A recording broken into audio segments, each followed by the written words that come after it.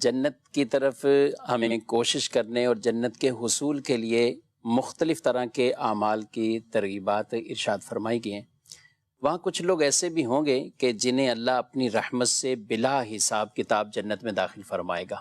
مختلف ہوں گے، کچھ ایسے ہوں گے کہ جن کے اعمال بھی ان پہ پیش نہیں کیے جائیں گے۔ اچھا، ایسی اللہ کی رحمت آئے گی کہ نامہ اعمال بھی ان کے سامنے انہیں پیش نہیں کیا جائے گا، بغیر کسی حساب کے انہیں جنت کا داخلہ ملے گا۔ اچھا، اور کچھ وہ ہوں گے کہ جن کے اعمال ان کے سامنے پیش کیے جائیں گے، لیکن اللہ رب العالمین ان کو ان کی نیکیوں پر تو جزا انعام عطا فرمائے گا، اور ان کی جو خطائیں ہوں گی ان سے درگزر فرمائے گا، اور ان کا بھی اسی طرح، اور وہ جنت میں چلے جائیں گے۔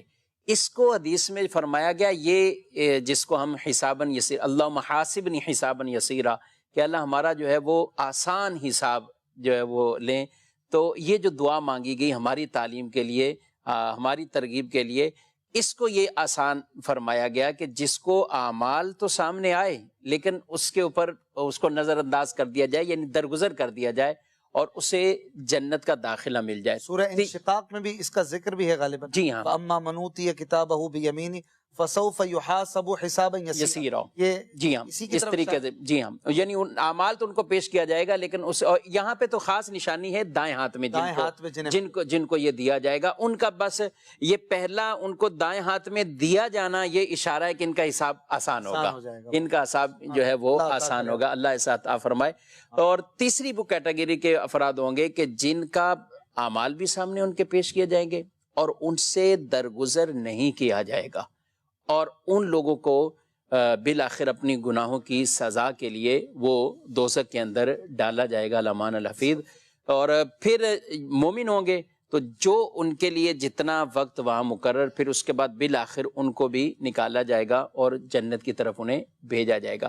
تو جو پہلی کیٹیگری کے افراد منائے جنہوں بلا حساب کتاب جنت میں داخلہ جنہیں ارشاد فرمایا گیا، نبی پاک علیہ الصلوۃ والسلام نے فرمایا میری امت کے 70,000 تو ایسے افراد آئیں گے کہ ان 70,000 کو اللہ بلا حساب جنت کا داخلہ دے گا، لیکن 70,000 ہوں گے ایسے کہ ان میں سے ہر ایک کے پیچھے جو ہوں گے وہ 70,000 کی لائن لگی ہوگی، یعنی ہر ایک کے ساتھ 70,000 کا گروہ ہوگا۔ 70,000 ملٹیپلائی بائی 70، جی ملٹیپلائی، ہر ایک کے ساتھ 70,000 اس طرح افراد ہوں گے۔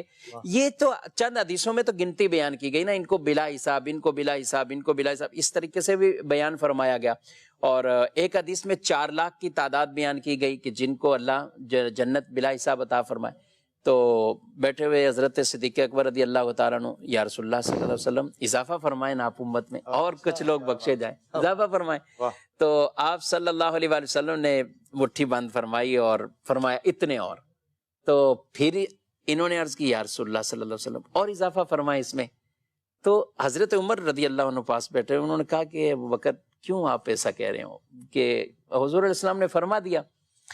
تو حضرت صدیق اکبر کہنے لگے عمر، میری وجہ سے اگر کوئی امتی جنت میں چلا جاتا ہے آپ کو کیوں اعتراض ہے؟ میں کہہ رہا ہوں، سرکار فرماتے جا رہے ہیں، تو میں اگر کہتا جا رہا ہوں آپ مجھے کیوں کہہ رہے ہیں؟ تو حضرت عمر رضی اللہ عنہ نے بڑا پیارا جواب دیا، کہا کہ یہ جو حضور نے مٹھی بند کیا نا، اللہ چاہے گا اسی میں سب پورے ہو جائیں گے، یعنی باہر رہے گا پھر کون، ایسا کیسا ہوگا؟ تو سرکار علیہ السلام نے حضرت عمر کی تائید فرمائی، بڑا سچ کہا ہے یہ، یعنی جو انہوں نے کہا ہے تو یہ بھی ایک اپنا عشق، اپنا ایک ذوق، ان کی محبتیں، تو امید ہے ان کی۔ جی ہاں بالکل۔ تو ایسے افراد بھی، اور صحابہ کی بھی یہ پیار دیکھیے، صدیق اکبر کا اس امت کے ساتھ پیار دیکھیے کہ آپ رضی اللہ عنہ حضور علیہ الصلوۃ والسلام کی بارگاہ میں کہتے تھے، اور یہ ایک واقعہ نہیں ہوا، اس طرح کے کئی واقعات، کہ خود آگے بڑھ کر کہتے تھے کہ امت کے لیے بخشش کی کچھ ایسا ہو جائے، کچھ دعا ہو جائے، امت بخشی جائے، اس طرح کے کچھ اعمال آپ سے جو ہے وہ حضرت عمر جو منع کر رہے ہیں لگ رہا ہے جیسے مشقت میں نہ پڑے، یعنی آپ بار بار آپ سوال کر رہے ہیں، اور حضور علیہ السلام نے یہ فرما دیا، بس کافی ہے، امت سے محبت ہے، ادھر حضور سے محبت ہے۔ جی ہاں، یہ کافی ہو اور جائے، کام ہمارا بن رہا ہے۔ جی الحمدللہ، غلاموں کا کام بن رہا ہے ہمارا۔ اور جب ایسا ہوا تو یہاں پہ بھی بلا حساب ان لوگوں کو جو ارشاد فرمایا گیا۔ کچھ لوگ ایسے ہیں کہ جن کو یعنی عام اعمال کے اعتبار سے بھی بیان کریں، روایت میں فرمایا گیا تہجد کا پابند جو آدمی ہوتا ہے نا، تہجد پڑھنے والا، یہ بھی بلا حساب جنت میں داخل ہوگا۔ تہجد کے لیے عشاء کے بعد کچھ سونا، کچھ آرام کرنا یہ ضروری ہے۔ عشاء کی نماز پڑھی ہو، کچھ آرام کیا جائے، اس کے بعد تہجد کی نماز ہے وہ پڑھی جائے، 2 نفل پڑھیں گے تہجد ہو گئے. لیکن صلاۃ اللیل کی بھی بڑی فضیلت ہے. ٹھیک ہے، جو نہیں سو سکے تو صلاۃ اللیل کی نیت پڑھیں. تو یہ رات کی نماز یہ بھی ایک بخشش کا سبب بنتا ہے.